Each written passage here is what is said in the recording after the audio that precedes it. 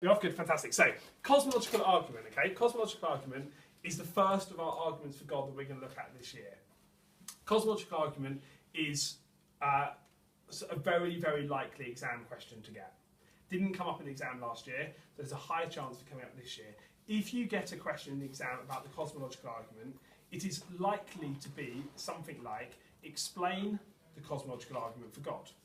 Or it could be something like explaining a specific part of it. So when we look at something called the radio debate, you might get asked to explain the radio debate between Copperston and Russell in regard to the cosmological argument.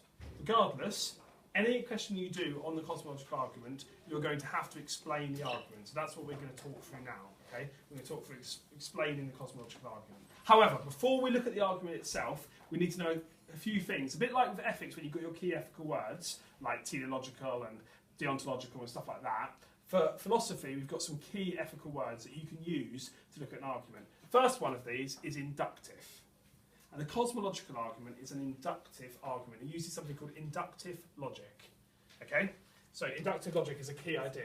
What does that mean? Well, inductive logic means that it works from some premises, some ideas, towards a conclusion. You use some evidence in the world to work towards a conclusion. Okay, that's what inductive means. So it means using evidence to work towards a conclusion. In this case, the conclusion is God. But it uses evidence in the world to work towards a conclusion. If you're wondering, the alternative to an inductive argument is a deductive argument. And a deductive argument is one where the conclusion is factually necessary. So it doesn't work towards it using evidence, it just has to be true. So 2 + 2 = 4 has to be true, it's deductive. Whereas an inductive argument doesn't have to be true, but it seems sensible, it seems reasonable given the evidence you've got. Okay, so an inductive argument uses evidence to work towards a conclusion. A deductive argument has to be true. If the premises are true, the conclusion must be true, like 2 + 2 = 4. Okay? So that's an inductive argument. Because it's inductive, it's also this second, rather snazzy sounding word, which is a posteriori. Okay? A posteriori means after, literally means after the evidence. So this is an argument where you look at the evidence first, and then you can work towards a conclusion. So the evidence is going to be cause in the universe, and then you're going to work towards a conclusion. So a posteriori arguments look at the evidence first and then work towards a conclusion. Okay? Oh, gone blue.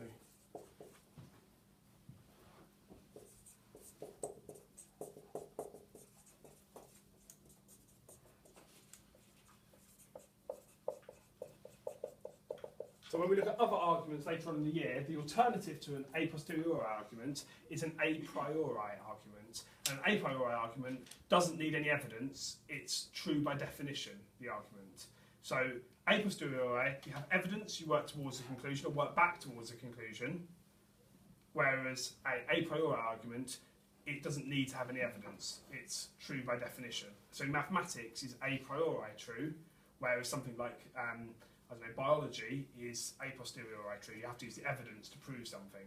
You know, if you eat too much chocolate, you will put on weight is an a posteriori statement, whereas 2 + 2 = 4 is an a priori statement. It has to be true. Okay? So those are 2 key ethical words. So the cosmological argument, when we look at it, in your opening sentences of an essay, what is the cosmological argument? Well, it's an argument for God that uses inductive logic. So it uses evidence to work towards a conclusion.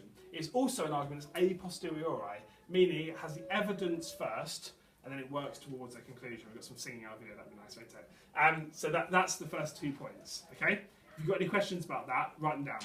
We'll come back to it at the end.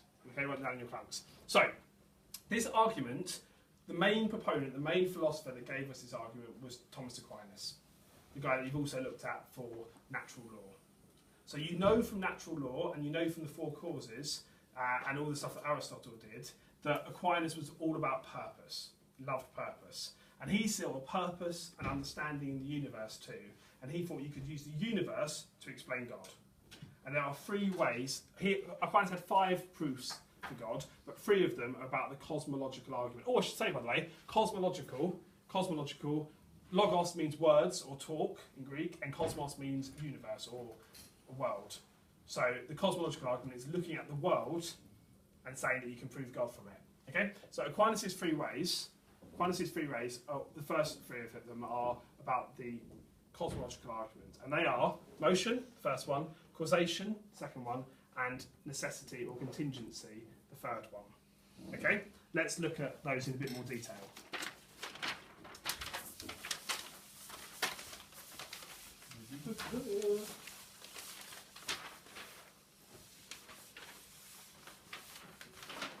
I promise it's not too bad, I promise. So you've done this at GCSE, some of you, but we need to add a little bit more detail now, okay? So first one is motion.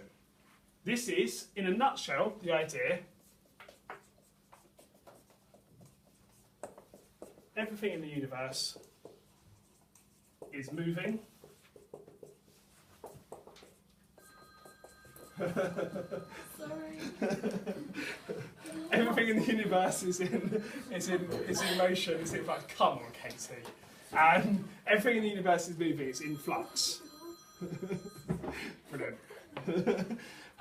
There must be a reason why it's moving, and that reason, according to Aquinas, is God.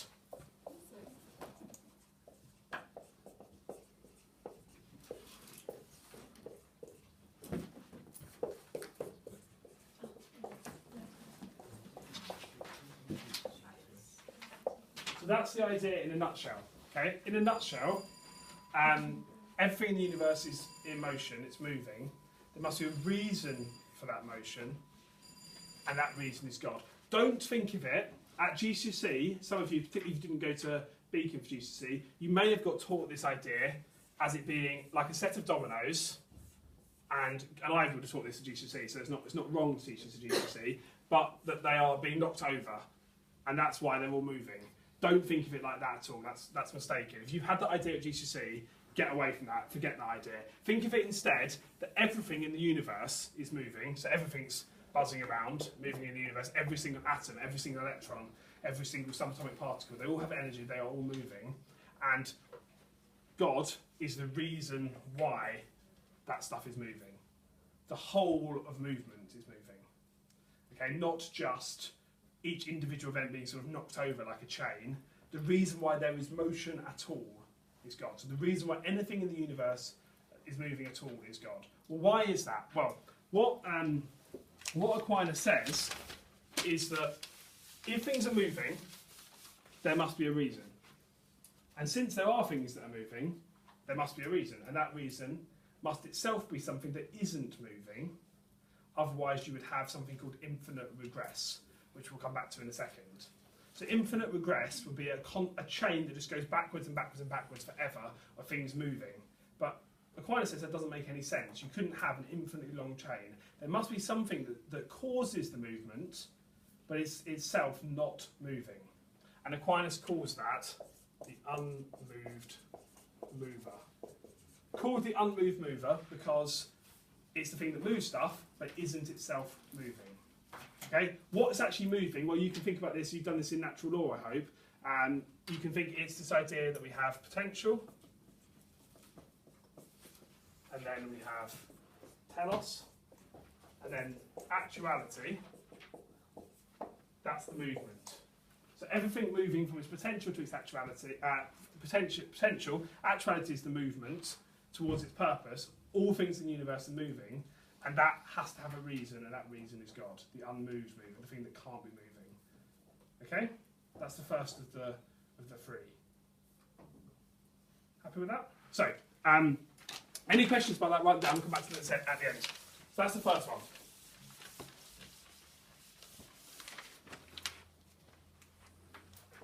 Second one is a very similar argument.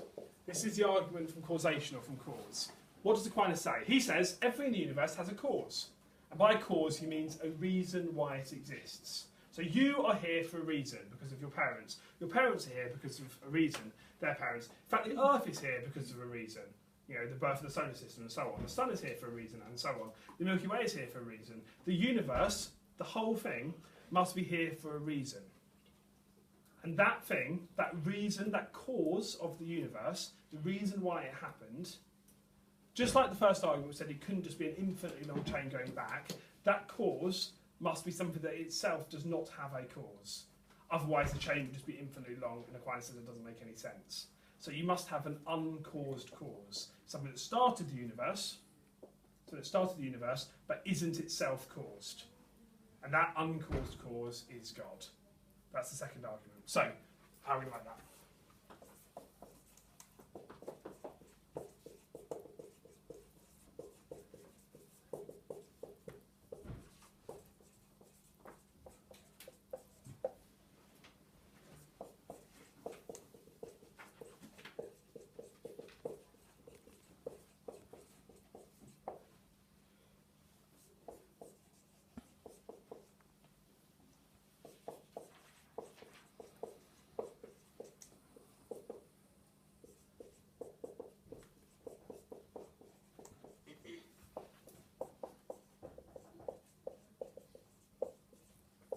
When I say IR, I mean infinite regress.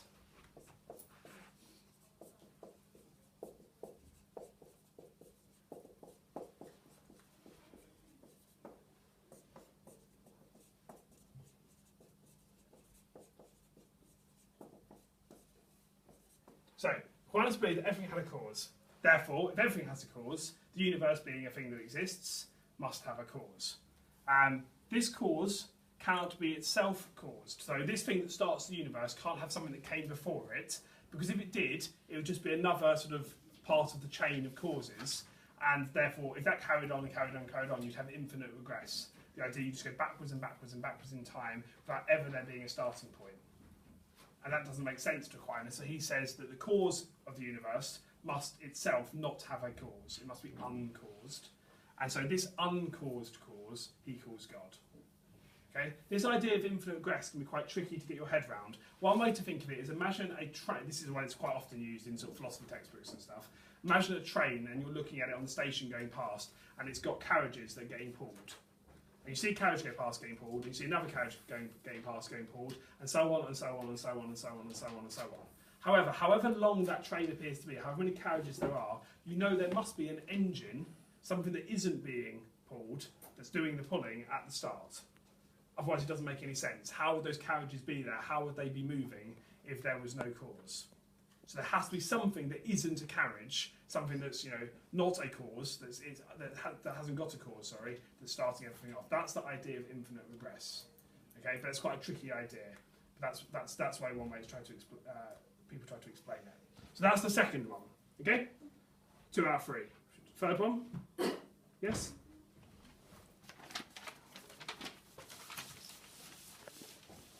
And please write down any questions if you're unsure, and we can get through them in a second. There are lots of criticisms of these ideas, by the way, and we'll come to those in due course. So don't think because I'm saying this must be true. A lot of philosophers would disagree with a lot of this. For example, everything has to have a cause, well, quantum mechanics suggests that might not be true, the Big Bang might not have a cause, and so on and so on. There are lots of criticisms. Don't assume that this is all just, true. And third one.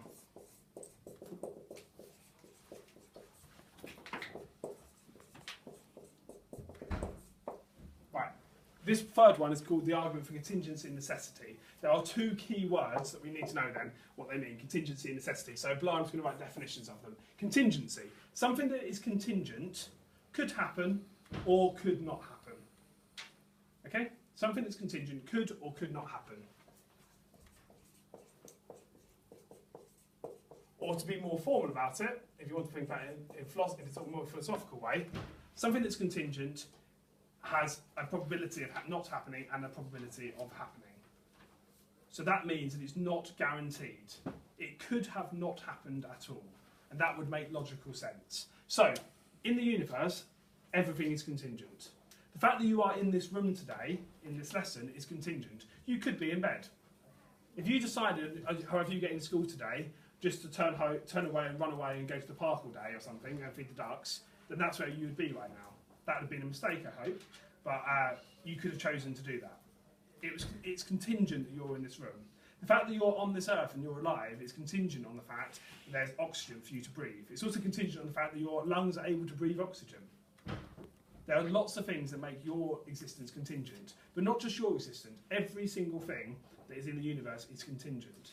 The fact that there are any objects at all is contingent on the existence of atoms. The fact that there are atoms at all is contingent on the fundamental laws of particle physics, and so on and so on and so on. Everything is contingent. It could or could not have been. You could have not been born, but here you are. It could or could not have happened. But if that's the case, if everything in the universe, the whole universe, is contingent, it could happen or could not have happened, then where did the universe come from? Why is there a universe? Surely, if all of these things could not have happened, there has to be something that isn't like that. A being that must be there, a being that causes the universe, that is not contingent. And we call that a necessary being. So a necessary being must happen. And unsurprisingly, Aquinas argues that God is a necessary being.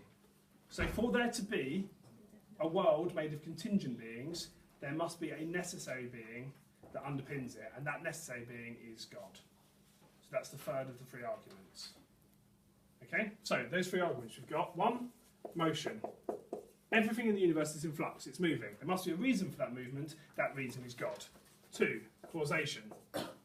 Everything in the universe has a cause, but that causal chain cannot be infinitely long, that would be infinite regress. There must be an uncaused cause, something that caused the universe but doesn't have a cause itself. That thing is God.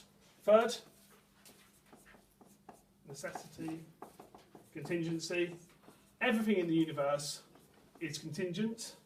Contingency. Everything in the universe is contingent, which means it could or could not exist. But if that's the case, why is there a universe at all? Well, it must be because there is a being, a necessary being that is not contingent, that does not rely on anything else for its existence. That might be a more formal way of defining this.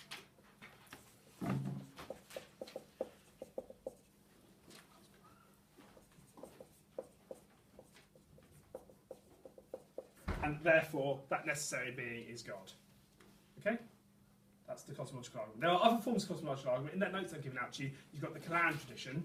The Kalam tradition is an Islamic version of the cosmological argument, but you'll find it's actually quite similar to the cause argument from Aquinas. There are different formations, but the Aquinas one is the most important that we need to know now. Something we need to know later on, and we'll have to do this again at some point in due course, is the radio debate, which focuses on this third argument between Russell and Copleston as well. Okay? But that will do, Vinny. We can pause there.